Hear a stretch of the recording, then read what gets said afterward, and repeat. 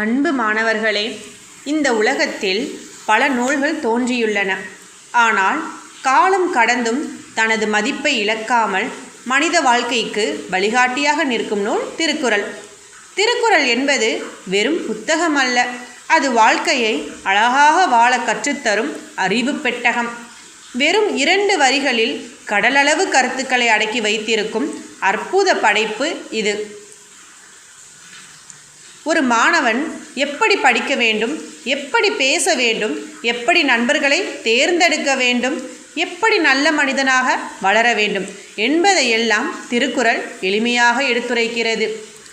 திருக்குறளில் மொத்தம் 1330 குறள்கள் உள்ளன. ஒவ்வொரு குறளும் ஒரு வாழ்க்கை பாடம். நாம் தினமும் ஒரு குறளை படித்து அதன் பொருளை உணர்ந்தால் நம் சிந்தனையும் செயல்களும் உயர்ந்ததாக மாறும்.